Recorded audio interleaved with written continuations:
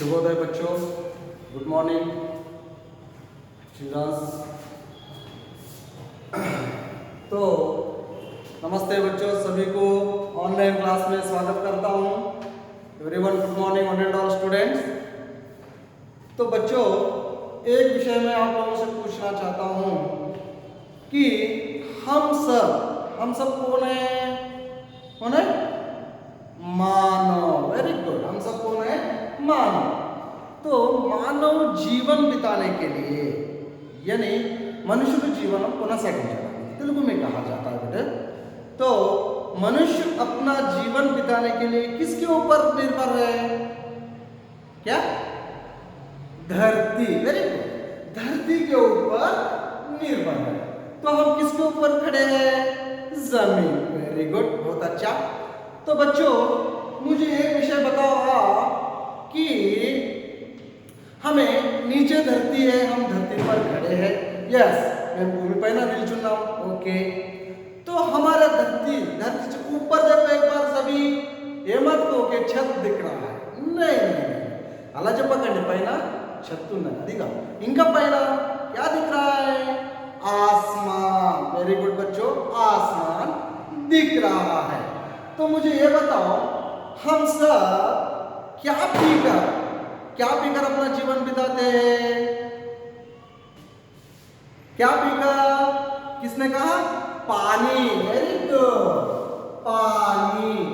तो हम लोग पानी पीकर अपना जीवन बिताते हैं। वेरी गुड, बहुत अच्छा। तो मुझे ये बताओ बच्चों, ये पानी कहां से आता है? సరే, నీళ్ళు తాగుతాం సార్ మీరు అంటున్నారు, వాస్తవం। మరి వాటర్ ఎక్కడి నుంచి వస్తుంది? कहां से? आसमान से। Very good. तो आसमान में अगर एक विषय देखो बेटा, तो आसमान के ऊपर हमें क्या दिख रहा है? क्या? बादल। वेरी गुड, बहुत अच्छा। तो बादल, तो पानी कहां से आता है? कहां से? बादल से। Very good. तो बादल क्या करते हैं? पानी बरसते हैं। बहुत सुंदर। तो बच्चों, तो मैं నీళ్ళని ఎక్కడి నుంచి వస్తాయంటున్నారు? మేఘాల ద్వారా। वेरी गुड, बहुत अच्छा। तो आज का पाठ है बेटा बरसते बादल।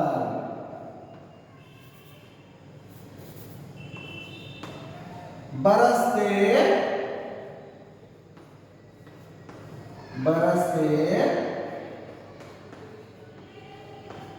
बादल। तो आज एक बात विषय याद रखो बेटा, बरसते बादल, ये विधा कौन सी है? विधा is nothing but the poetry और the story, anything what you mean. तो అంటే ఇది కథన లేదంటే పద్యమా, అది विधा कहा जाता है। हिंदी में इसको क्या कहा जाता है बेटा? विधा। तो ये कविता विधा है। कौन सी विधा है? कविता विधा। तो कविता बोले तो क्या है? Anybody stand up? No. What is mean by poetry? What is the poetry? What is the poem? Yes. तो कविता का अर्थ होता है बेटा, इसमें जो सार होता है, सार मीन्स समरी, द वैल्यूज। तो इसमें जो सार होता है वो बहुत ही सुंदर होता है। जैसे कविता 4 पंक्ति की होती है, कविता कितनी 4 पंक्ति की होती है, लेकिन उसमें जो सार, जो गंभीर होता है, जो अपने मन को छू लेती है। అంటే కవిత అంటే ఏంటి? 4 పంక్తుల్లోనే ఉంటుంది, కానీ అందులో ఉన్నటువంటి సారాంశము, అందులో ఉన్నటువంటి నీతి అనేటటువంటిది మన హృదయాన్ని తాకేటటువంటిది ఉంటుంది। हार्ट टचेबल, इसलिए कहा जाता है इसे कविता। तो ये बरसते बादल कौन सी विधा है? कविता विधा है। तो इसके कवि कौन है? ठीक है, మరి కవిత దానికి కవి ఉంటారు కదా, అంటే ఎవరు రచించారు కవిత అది తెలియాలి కదా। సో इस कविता के कवि है सुमित्रा नंदन पंत जी। कौन है? सुमित्रा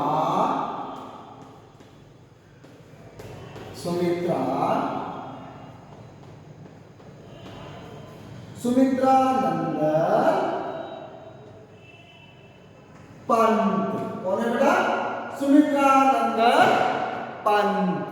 तो इनकी खासियत है बेटा, हमें सुमित्रानंदन पंत की खासियत है क्या है? वे प्रकृति के बेजोड़ कवि माने जाते हैं। कौन से कवि? यस, प्रकृति के बेजोड़ कवि, प्रकृति के कवि माने जाते हैं। जैसे అంటే ప్రకృతి గురించి వర్ణించినటువంటి కవితను చాలా మంది కవులు ఉంటారు. కొందరు ప్రకృతి గురించి చెప్తారు, కొందరు ట్రెడిషనల్స్ గురించి, కొందరు కల్చర్ గురించి. అంటే ఒక్కొక్క కవి ఒక్కొక్క స్పెషాలిటీ, అంటే ఒక్కొక్క కవి ఒక్కొక్క రంగం లోపల, అంటే ఒక్కొక్క విషయాన్ని క్షుణ్ణంగా తన యొక్క కవితల ద్వారా విద్యార్థులకు సారము అనే జ్ఞానాన్ని అందించినటువంటి కవితలు చాలా మంది కవులు రాస్తుంటారు. సో అలాంటి కవుల లోపలనే उसी तरह की कवियों में सुमित्रानंदन पंत जो है ये प्रकृति के बेजोड़ कवि माने जाते हैं. What is mean by प्रकृति? प्रकृति, what is nature? What is the nature? प्रकृति means nothing but nature. What is the nature? So प्रकृति అంటే ఏంది? तो कवि कहते हैं जो कुछ भी विश्व में है, विश्व का अर्थ होता है बेटा वर्ल्ड, विश्व का अर्थ होता है वर्ल्ड. तो इंग्लिश में कहा जाता है ना वर्ल्ड, तेलुगु में विश्व को कहा जाता है. तो विश्व भर में, यानी कि पूरे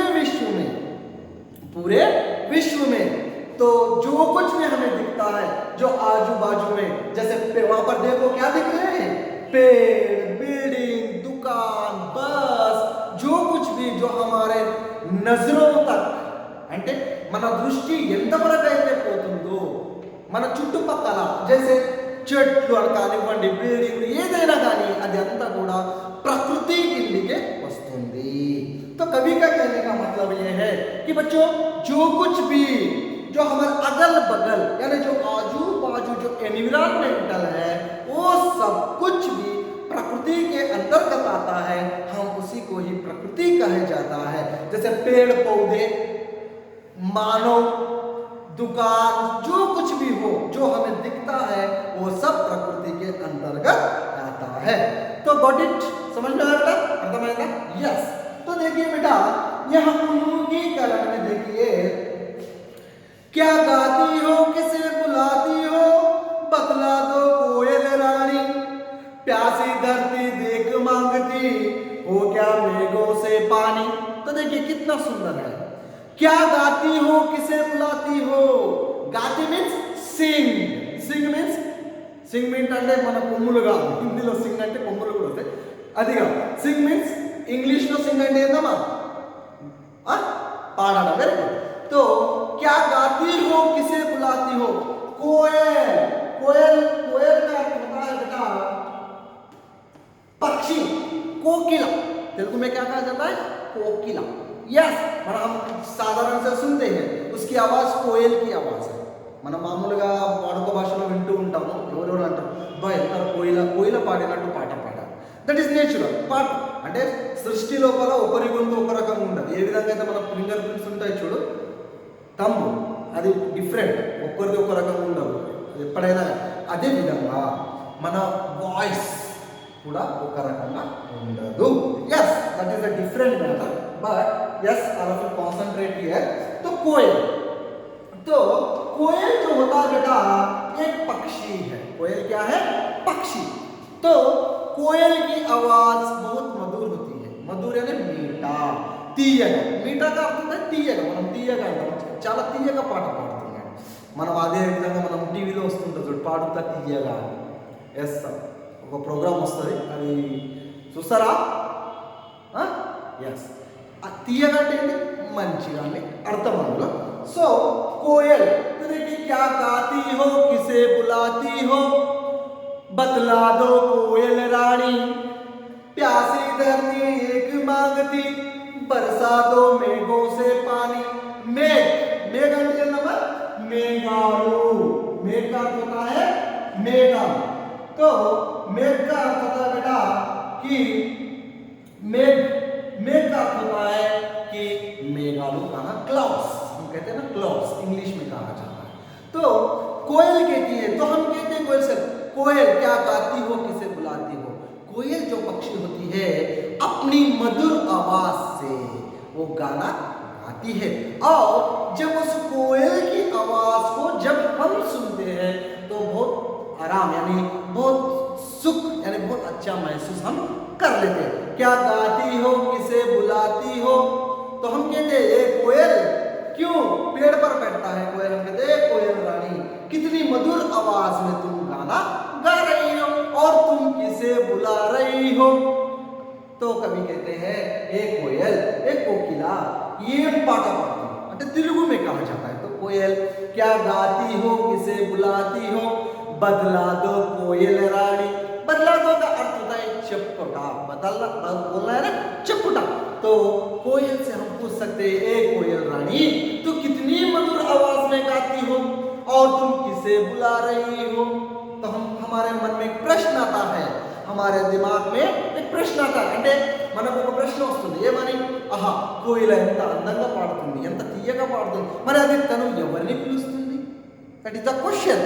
तो हमें कहने का मतलब यह है बेटा, అంటే దీని యొక్క సారం చెప్పాల్సిన ఉద్దేశం ఏంటంటే కోకిల అనేటటువంటిది చాలా తీటి గొంతుతో పాట పాడుతుంది, మరియు బదులాదో ఏ కోకిల నువ్వు చెప్పు ఎవరిని పిలుస్తున్నావు, ఎవరిని పిలుస్తున్నావు। तो कवि का कहने का मतलब यह है ए कोयल रानी बतला दो। तो देखिए क्या गाती हो, तुम क्या गाना गा रही हो कोयल, हमें भी थोड़ा बताओ। तो बतला दो कोयल रानी प्यासी धरती देख मांगती होगा क्या मेघों से पानी। प्यासी धरती, प्यासी प्यासी అంటే త్రస్టి అంటే दाहम వేయడం, प्यासी का अर्थ होता है बेटा दाहम वेयడం। तो अंग्रेजी में ट्रस्टी कहा जाता है ना बेटा। ओ तो मुझे अंग्रेजी ठीक से नहीं आती, जस्ट आप समझ लो। तो तो प्यासी धरती, ये धरती धरती అంటే ఏంటమ్మా धरती, धरती धरती का अर्थ होता है बेटा जमीन, అంటే ఇది మనం నిల్చున్నటువంటి భూమి। धरती का अर्थ होता है तेलुगु में भूमि कहा जाता है, तेलुगु में धरती को क्या कहा जाता है भूमि।